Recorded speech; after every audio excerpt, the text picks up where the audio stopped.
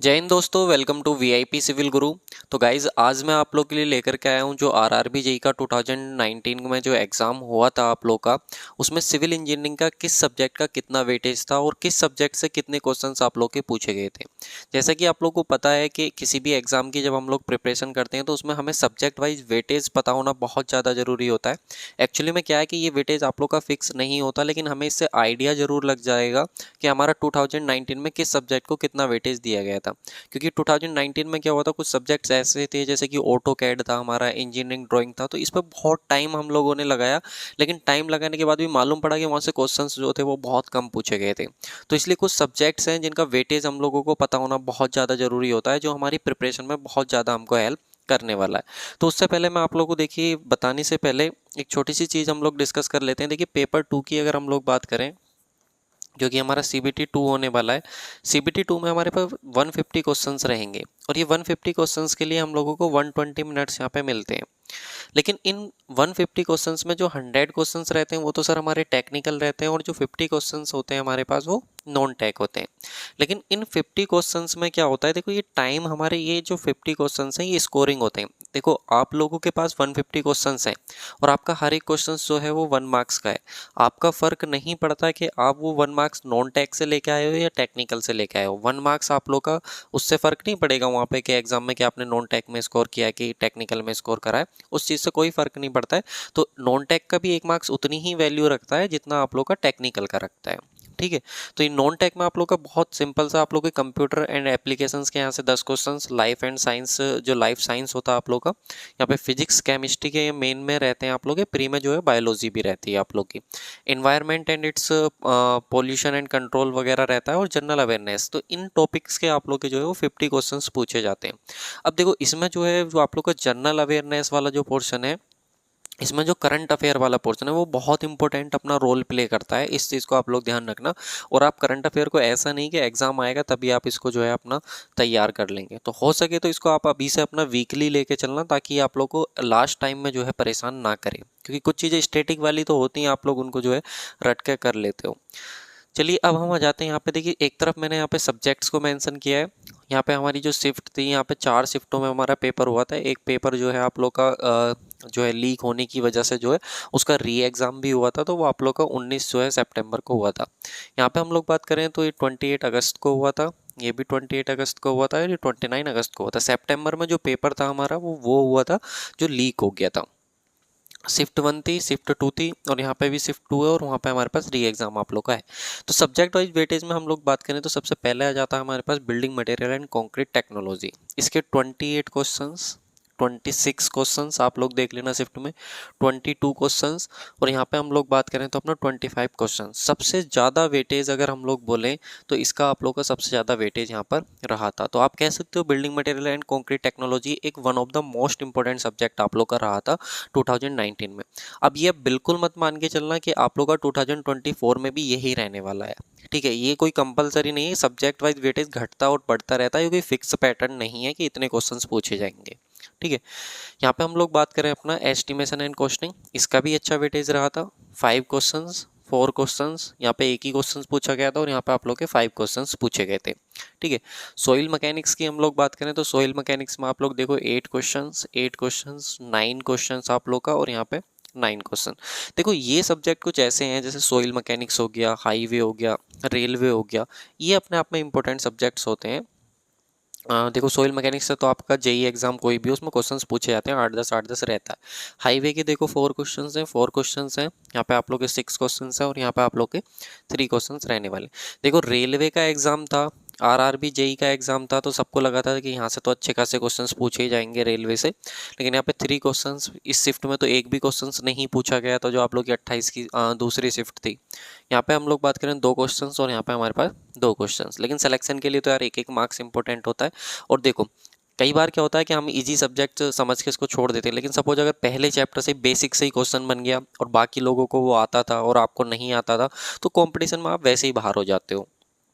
सोम की बात करें, सोम हो गया आरसीसी, ये इंपॉर्टेंट है आप लोग के लिए। 6 क्वेश्चंस यहाँ से थे, 9 क्वेश्चंस थे, 6 क्वेश्चंस थे, और 9 क्वेश्चंस थे आप लोग के। ठीक है। यहाँ पे हम लोग बात करें अपना आरसीसी की, तो 7 क्वेश्चंस, 8 क्वेश्चंस, 7 यहाँ थे आप लोग के और 3 क्वेश्चंस यहाँ पे पूछे गए थे। ठीक है, तो ये भी अच्छा था आरसीसी। यहाँ पे हम लोग बात करें अपना स्टील स्ट्रक्चर की, तो 6 क्वेश्चंस ये थे, 5 क्वेश्चंस ये थे, 6 ये थे आप लोग के और 8 ये थे।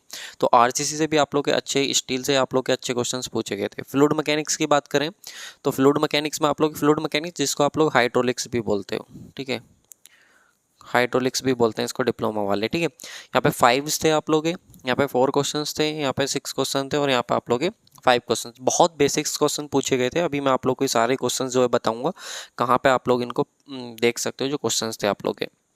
सर्वेइंग के 3 क्वेश्चंस थे, 2 क्वेश्चंस थे, 2 थे और 6 थे। यहाँ पे इस शिफ्ट में बहुत मैटर करा था आप लोग का सर्वेइंग का, क्योंकि सब लोगों ने देखा था यार सर्वेइंग के पहले बहुत कम पूछे गए, तो री एग्जाम में भी हो सकता है कम पूछे जाए, बट एग्जामिनर आपको पता है कि होशियार है भाई, तो उसने यहाँ पे क्वेश्चंस आप लोग के बढ़ा दिए थे। मैकेनिक्स की बात करें तो मैकेनिक्स इसमें रहता आप लोग को जनरली देखने को नहीं मिलता सभी एग्जाम में, लेकिन यहाँ पर आप लोग के 2 क्वेश्चन थे, 5 ये थे आप लोग के, 3 ये थे और 4 ये थे। ठीक है, स्पीड बढ़ा के आप लोग देख लेना इसको, वीडियो को। इसके बाद हम लोग बात करें अपना सीपीएम पार्ट की, तो देखो सीपीएम पार्ट से आप लोगों को सिलेबस में तो दिया था, लेकिन एक भी क्वेश्चन आप लोगों को सीपीएम पार्ट से नहीं पूछा गया था किसी भी शिफ्ट में। तो ऐसा नहीं कि अब नहीं पूछा जाएगा। ऑटो कैड की देखो इसमें लोगों ने बहुत टाइम लगाया था, बहुत रिसर्च करी थी कंटेंट की, क्योंकि पहले देखने को नहीं मिलता था लेकिन अभी देखने को मिला था, तो इसमें आप लोगों को बहुत रिसर्च वगैरह करी थी। लेकिन क्वेश्चन देखो, एक क्वेश्चन, यहाँ पे कोई क्वेश्चन नहीं, यहाँ पे 3 क्वेश्चन और यहाँ पे 1 क्वेश्चन, तो बहुत कम क्वेश्चन थे। लेकिन यहाँ पे 29 की सेकंड शिफ्ट में बहुत ज़्यादा पूछ लिए थे। इरीगेशन, यहाँ पे 3 क्वेश्चंस थे, यहाँ पे 2 क्वेश्चंस थे, यहाँ पे 2 और यहाँ पे आप लोग के 4 क्वेश्चंस थे। ठीक है, यहाँ पे आप लोग का आ जाता है इन्वायरमेंटल, जो इंजीनियरिंग है आप लोग का, बहुत अच्छा सब्जेक्ट है और बहुत क्वेश्चन भी यहाँ पे पूछे गए थे। 8 हो गए, 6 हो गए, 6 हो गए और 8 यहाँ पे हो गए।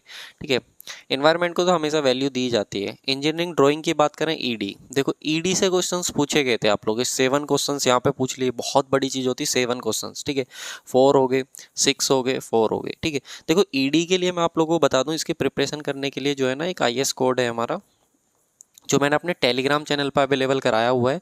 आप टेलीग्राम ज्वाइन करके रखना वीआईपी सिविल गुरु का, वहाँ पर आप लोग को मिल जाएगा। उसी से सारे क्वेश्चंस बने थे जो ईडी का हमारा ये आईएएस कोड है। ठीक है, तो वहाँ से आप लोग उसको कवर कर लेना अपना। टनल इंजीनियरिंग की बात करें तो यहाँ से आप लोग का कोई भी क्वेश्चन नहीं था, केवल 19 में यहाँ पे एक क्वेश्चन पूछा गया था, क्योंकि यहाँ तक लगा था सबको कि कोई क्वेश्चन पूछा नहीं गया तो री एग्जाम में भी नहीं आएगा, लेकिन भाई एग्जामिनर ने यहाँ पे चौंका दिया, एक क्वेश्चन यहाँ पे टनल का डाल दिया था। ठीक है, उसके बाद स्ट्रक्चर एनालिसिस की बात करें, डिटर्मिनेसी इंडिटर्मिनेसी वाला जो होता है आप लोग का, वहाँ से क्वेश्चन पूछे गए थे। आर्ट्स से 1-2 क्वेश्चन थे, तो यहाँ पे 4, 2, 3 और यहाँ पे 2 क्वेश्चन आप लोग के थे। ठीक है, एयरपोर्ट की बात करें तो देखो इसमें सब्जेक्ट बहुत सारे दिए हुए हैं। एयरपोर्ट की बात करें तो 2, 3, 1 और यहाँ पे कोई भी क्वेश्चन आप लोग का नहीं था। वैसे कॉन्ट्रैक्ट एंड अकाउंट्स, ये एस्टिमेशन का ही आप लोग का है, टेंडर, कॉन्ट्रैक्ट और अकाउंट्स वाला। यहाँ पे 1 क्वेश्चन थे, यहाँ पे 3 क्वेश्चन थे, यहाँ पे 3 और यहाँ पे कोई भी नहीं। तो इसलिए मैंने बोला कि सबसे इंपॉर्टेंट जो सब्जेक्ट आप लोग का रहा था वो बीएमसी रहा था। बीएमसी के बाद जो रहा था वो आप लोग का एस्टिमेशन एंड कॉस्टिंग रहा था। उसके बाद आप लोग का ईवीएस रहा था, सोइल रहा था, हाईवे रहा था। ये सब्जेक्ट कुछ ऐसे थे जो बहुत इंपॉर्टेंट रहे थे सभी शिफ्ट के लिए। ब्रिज से आप लोग का केवल एक ही क्वेश्चन पूछा गया था। इसके बाद हाइड्रोलॉजी से बात करें तो यहाँ पे आप लोग के 2 क्वेश्चन पूछे गए थे और यहाँ पे आप लोग का 1 क्वेश्चन पूछा गया था। अब देखो इतने सारे सिविल इंजीनियरिंग के सारे सब्जेक्ट आप लोग के रेलवे में पूछे जाते हैं, वही तो मैं कह रहा हूँ, आपके इतने सारे सब्जेक्ट से 100 क्वेश्चन और वहाँ पे आप लोग के 50 क्वेश्चन, तो वहाँ पे फर्क नहीं पड़ता है कि आपने 1 मार्क्स टेक्निकल से स्कोर करा कि नॉन टेक से। तो आपको दोनों को ही जो है अपना इक्वल जो है भाई वैल्यू दे करके चलनी है, अगर आपको फाइनल सिलेक्शन लेना है तो। ठीक है, आप किसी भी जोन से हो फर्क नहीं पड़ता।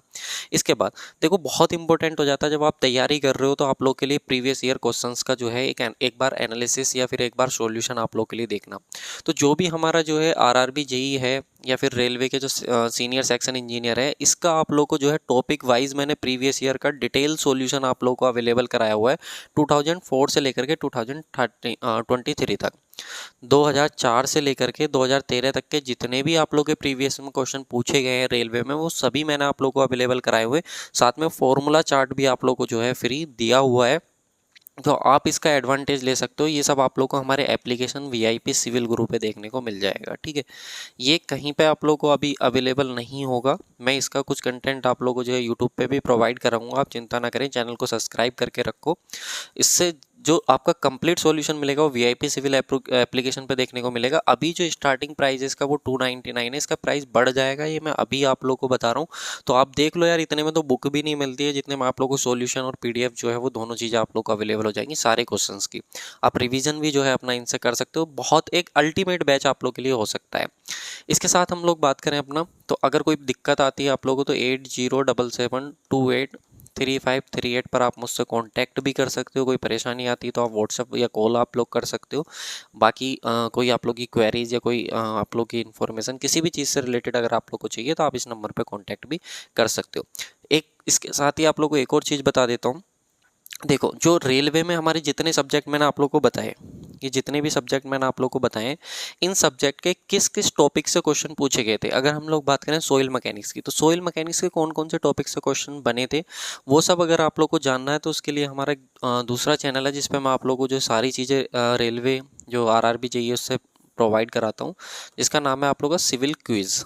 सिविल क्विज के नाम से आप इस चैनल को सब्सक्राइब करके रखो, क्योंकि अपकमिंग वीडियोस जो है वो इसी पे आप लोग को देखने को मिलेंगी। साथ में जो आप लोग का जनरल साइंस वाला पोर्शन है, वो जनरल साइंस वाला पोर्शन भी मैं आप लोग को जो है वो इसी पे कराने वाला हूँ। और खुद से आप लोग को जो है, देखो एनसीईआरटी से क्वेश्चन पूछे जाते हैं, ये बात फिक्स है। आप 9th-10th लेवल की बस एनसीईआरटी अपने अच्छे से कर लो, सारे क्वेश्चन आप लोग के बन जाएंगे। क्योंकि जब उस समय जो है पेपर हुआ था, या उसके बाद भी ग्रुप डी का पेपर या जो भी रेलवे के एएलपी एनटीपीसी का पेपर हुआ था, तो फिजिक्स में न्यूमेरिकल आप लोग के फ्रेम हुए थे, यहाँ तक कि केमिस्ट्री में भी आप लोग के न्यूमेरिकल्स फ्रेम हुए थे। तो बहुत इजी लेवल नहीं रहता है साइंस का, बट हाँ ठीक ठाक रहता है। तो ये सब जानने के लिए कि किस किस टॉपिक से क्वेश्चन पूछे गए थे, कितने क्वेश्चन पूछे गए थे, प्रॉपर एक आप लोग को आइडिया हो जाएगा, ताकि आप एक अच्छे से अपनी प्रिपरेशन को कर पाओ। तो उसके लिए एक बार चैनल की लिंक भी मैं आप लोग को डिस्क्रिप्शन बॉक्स में दे दूंगा, वहाँ से जाकर के आप इसको एक बार विजिट कर सकते हो। तो thank you so much guys for watching this video. कैसा लगा कंटेंट आप लोगों को, वीडियो लाइक करके कमेंट करके जरूर बताइएगा। और अभी जो है चैनल पर लगातार आप लोगों को वीडियो देखने को मिलेंगी, जो भी आप लोग के लिए मोस्ट इंपॉर्टेंट कंटेंट है एग्जाम ओरिएंटेड, वो सब आप लोगों को जो है यहाँ पे अवेलेबल कराया जाएगा। तो thank you so much once again for watching this video.